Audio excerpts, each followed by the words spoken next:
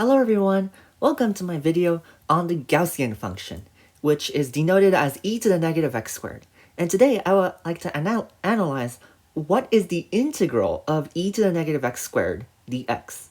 And in particular, it will be very useful in computing the statistics and the normal distribution of the probability and such, as you can see in the picture here. So we'll talk about that in a brief moment.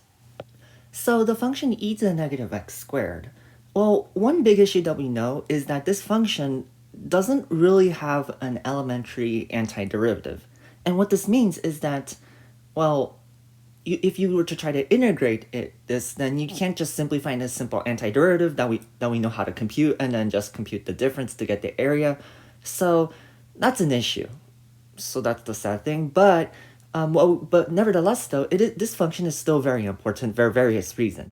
For example, in statistics, we know that the Gaussian probability density function actually does depend on e to the negative x squared, where it also involves constants like the mean and the standard deviation. But nevertheless, the probability density function for a normal distribution does depend on this, and being able to integrate it will allow us to find the area under the curve, which is probability. And furthermore, in material sciences and engineering, for example, consider like a metal rod or any rod, I guess. And for example, maybe at the position x equals 0, we apply a good amount of heat to that rod. And then what happens is that the temperature of that rod as a function of position and maybe even time depends on e to the negative x squared, maybe in front of a constant L or something. But the whole point, though, is that the temperature does depend on this e to the negative x squared and even time, and allowing you to take derivatives and integrals can give us vital information about how temperature changes as a function of space and time. And in particular, we will focus on the statistics part, where we will try to find the area under the curve, which will allow us to find the probability. So that's what we'll do today, as I'll put an arrow here, just to emphasize that we want to focus on this today. And so now we will need to consider how to approximate e to the negative x squared, since we know its elementary antiderivative doesn't exist. So we might be a little bit confused as to how to exactly approximate e to the negative x squared, since it's a little bit weird.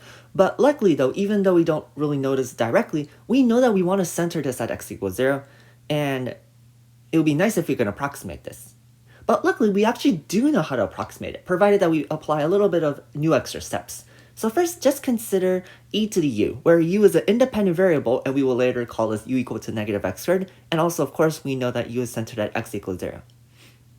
And so thus, if we let u centered at u equals 0, then we know how to find a series, a Taylor series, that approximates e to the u, such that we just need to use the formula 1 plus u squared over 2 factorial plus all the way to u to the power of n over n factorial, where we let the limit as the number of terms approach infinity.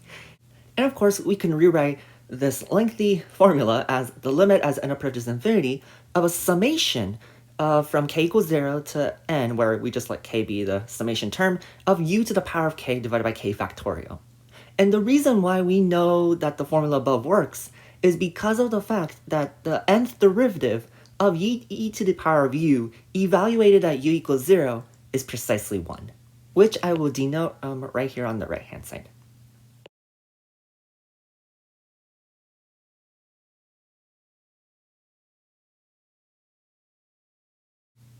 And of course, now we know what to do. Basically, if we go back, we need to substitute u is equal to negative x squared, which I will put an arrow here to remind us what we're doing here.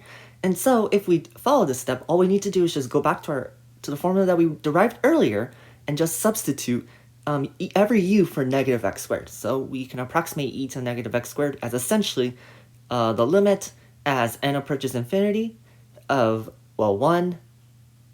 Looking above, we can write 1 plus negative x squared plus negative x squared to the power of 2 over 2 factorial plus negative x squared to the power of 3 over 3 factorial. And we just keep going on and on and on until negative x squared to the power of n over n factorial. And so we can simplify this a little bit, so we can write the limit as n approaches infinity of 1 minus x squared plus x squared over x to the power 4 over 2 factorial minus x to the power 6 over 3 factorial, and on and on and on. Oh, and we also, and let me just remind us that we're starting from k equals 0, not 1. Oh, and then continuing, we go on and on to negative 1 to the power of n times x to the power 2n over n factorial. Great, so this is great news. We know how to, so since we now have an equation that approximates e to negative x squared, and so all that's left is to rewrite this in terms of a summation.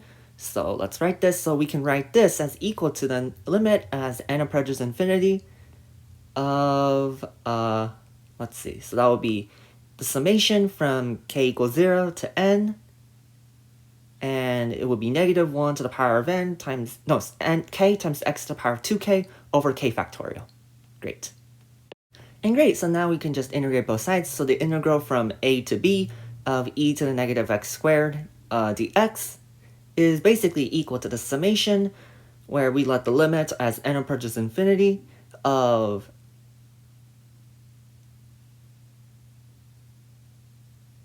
from a to b of the summation from k equals 0 to n of negative 1 to the power of k times x to the power of 2k all over k factorial.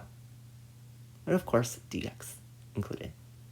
And so great, and so now we can continue. So if we integrate on each term, where since we know that the integral has an additivity property, so we can just simply integrate each term in the summation. So this means that we can get the limit as n approaches infinity of the summation from k equals 0 to n of negative 1 to the power of k, and since we have a polynomial here, it's x to the power of 2k plus 1. And then we put, but since we need to have the bottom term as well, so it's 2k plus 1 times k factorial. And of course, we evaluate this from a to b. And so now it's all that's left is to just plug in a and b in the correct spots. So now it's just the limit as n approaches infinity of the summation from k equals 0 to n of negative 1 to the power of k times b to the power of 2k plus 1 all over 2k plus 1 times k factorial. All that's subtracted by the summation from k equals 0 to n of negative 1 to the power of k times a to the power of 2b plus 1. Oh, sorry, 2k plus 1. My bad on that part. All divided by 2k plus 1 times k factorial. And so now all we have to do is combine them together, since we know that for the same k, they will have the same term except the numerator.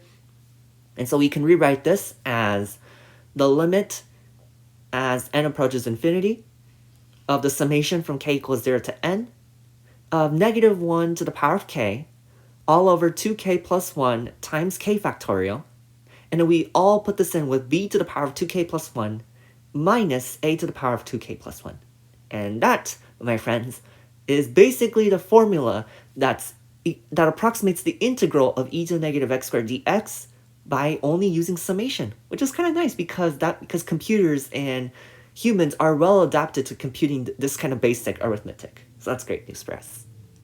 Great, so now we can talk about the Gaussian function, which talks about the normal distribution probability density function. So we will denote this as capital G of x, where I will write here is a normal distribution probability density function.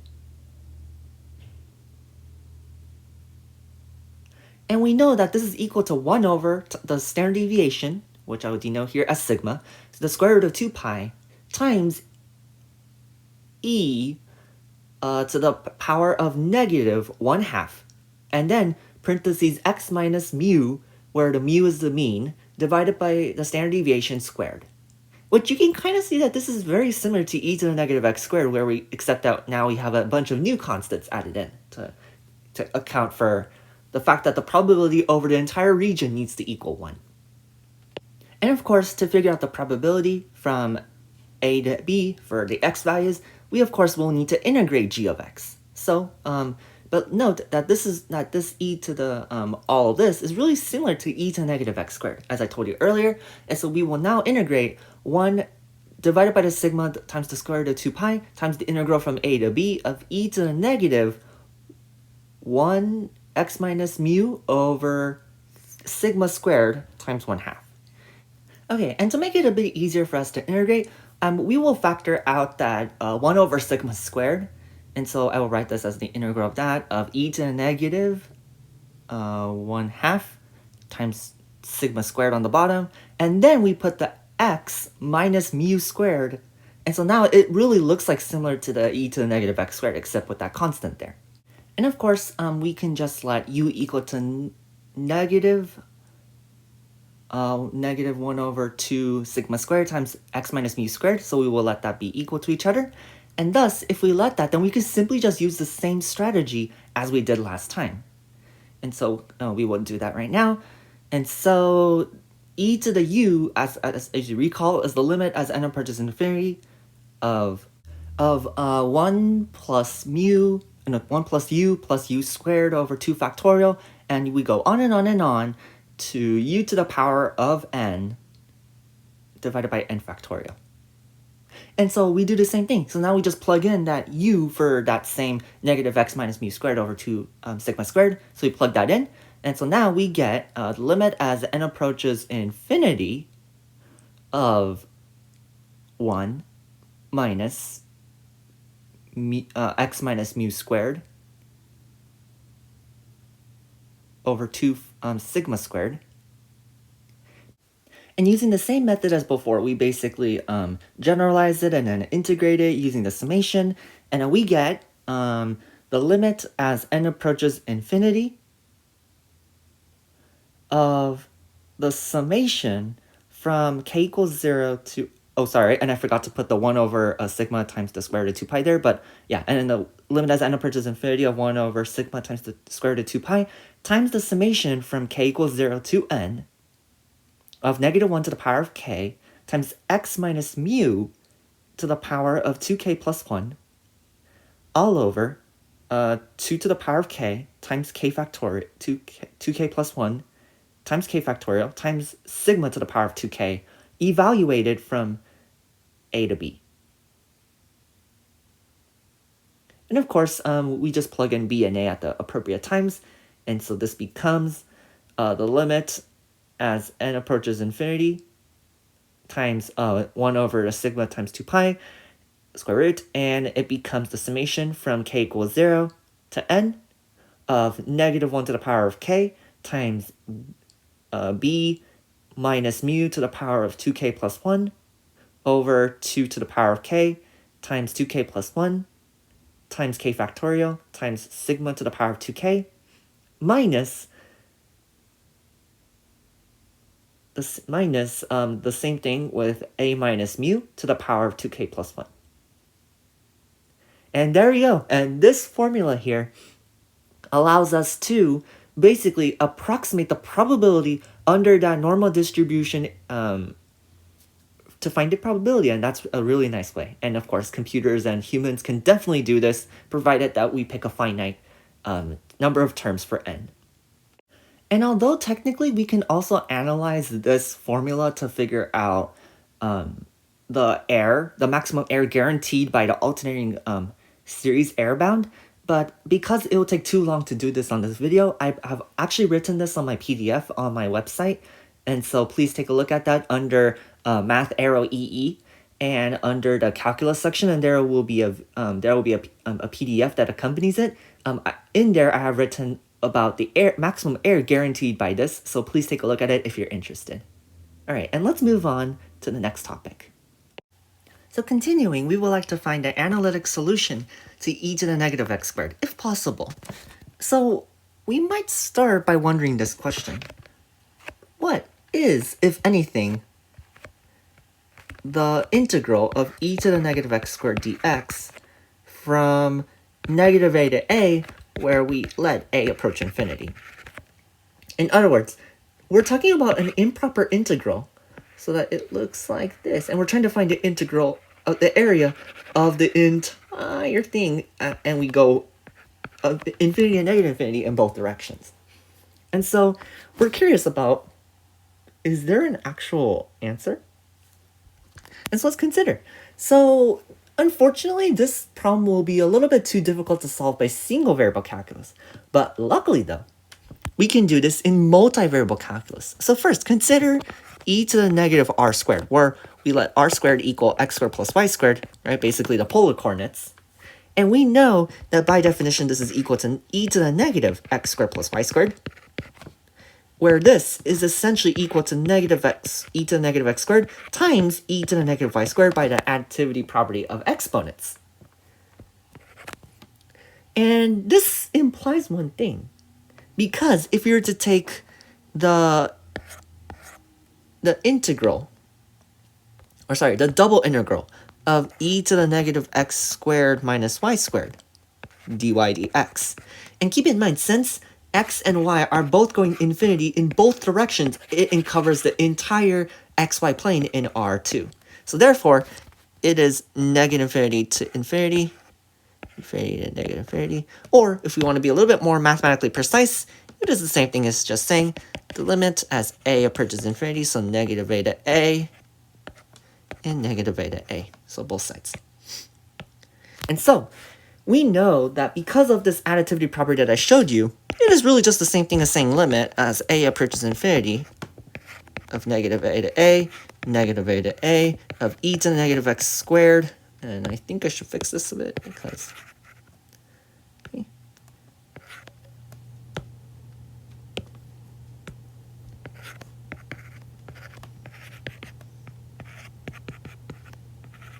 Like that. And this is valid because of Fubini's theorem. And so because these two are identical, where we assume that x and y are independent variables, then we end up getting the limit as a approaches infinity of integral from negative a to a of e to the negative y squared dy, or you could have done x if you wanted to, squared. And we know how to compute this integral, because we know that this is simply equal to limit as a approaches infinity. And we know that e to the negative x squared minus y squared is equal to e to the negative r squared. But we know that dy dx, which represents dA, the area on the xy plane, is basically equal to r dr d theta, because r represents the Jacobian of the transformation from polar coordinates to rectangular coordinates. And of course, since we're going infinity in both directions, we start at r equals 0 and let the distance approach infinity. And since we're thinking of it as like a very large square, it makes sense that we consider a whole clockwise revolution. So that tells us that we go from 0 to a, where we let a approach r, where r approaches infinity, and go from 0 to 2 pi. Because these two domains are equivalently the same thing. And we know how to compute this. This is equal, oh, and keep in mind, these two are identical. Okay, and then we get the limit as a approaches infinity. And then we can figure this out by using use substitution or any computation of your liking. And we figure out that this ends up being, let's see, and it was, yeah, and you can do the computation on your own because it's really simple. You just use sub or anything of your liking. And we get 1/2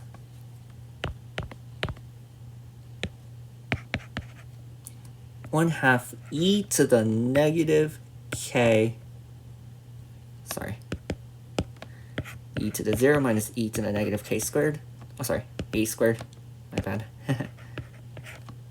and d theta. Oh, and by the way, this is already evaluated after taking the antiderivative, and we know that this is the same thing as the limit as a approaches infinity from 0 to 2 pi, 1/2 of 1, and because e to the negative a squared approaches 0 as a approaches infinity, it's simply just this, and we know that this is just 1/2 times 2 pi, which is pi. And so this tells us that this quantity and this quantity are equal. And since there's a square there, this can imply only one thing, and that is the integral from negative a to a of e to the negative x squared dx, where limit as a approaches infinity is equal to the square root of pi. Don't you think that's a very beautiful solution? It sure is. And for those wondering why there's a pi involving here, because since pi are involving circles, Well, I want you to think about why we converted this rectangular infinite to infinite coordinates, rectangular coordinates to polar coordinates. And that is because a very big square is really just the same thing almost, right? Because we're learning limits here, if you remember. Then that means that it is really just equivalent to a really big circle. And because we know circles involve area, that explains why that pi is there. Hopefully that explains why. Okay, anyway. And it's very nice that we can make this observation. But some observant people will notice that, well, if you go back here, well, couldn't we have just said that if the radius is finite, or we just let this be the value of its own, where like we let a be a constant, then couldn't we have just said that, oh, for any domain D such that a is the radius, where a is much, much less than infinity, then couldn't we have just said that the integral, the double integral, will give us the answer as the limit as a, sorry, why am I saying limits here? Yes, 0 to 2 pi, 0 to a, of e to the negative r squared, r d theta. And couldn't we have just said that it is just equal to, yeah, and it's 0 to 2 pi. And we know that from experience that this is just equal to 1/2 times 1, right? Because it's e to the 0 minus e to the negative a squared, where a is a constant, recall. And couldn't we have just said that if we just integrated this one, since there's no theta involved in here, it's really just pi times 1 minus e to negative a squared. And some of you might be like, oh, this can only mean one thing, that the integral from negative a to a of e to negative x squared dx must be the square root of pi times 1 minus e to negative a squared. But however, though, be cautious, because this is actually not correct. And there's a reason for this. And that is, well, the domain here is a circle. But if it's a circle, then the domain represented in polar coordinates would be. But remember that this is the same thing as the domain in rectangular coordinates as negative a to a and negative a squared minus x squared.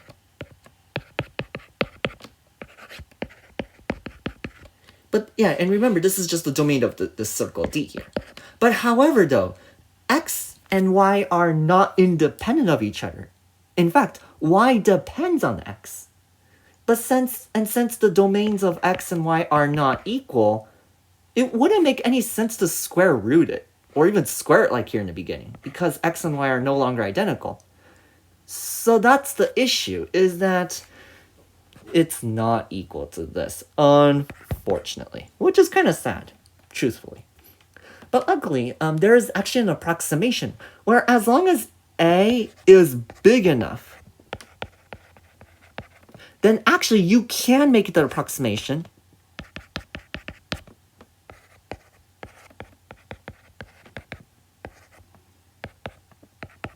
You can make the approximation that it's about equal to pi times 1 minus e to negative a squared. And as for what value a will this work, take a look at my PDF. I have posted it on my website, so please take a look at that too. All right, and that concludes my analysis on the analytical solution of the integral of e to negative x squared dx. And I hope you all enjoyed it and found it very useful. All right, everyone. Have a nice day, everyone. Bye.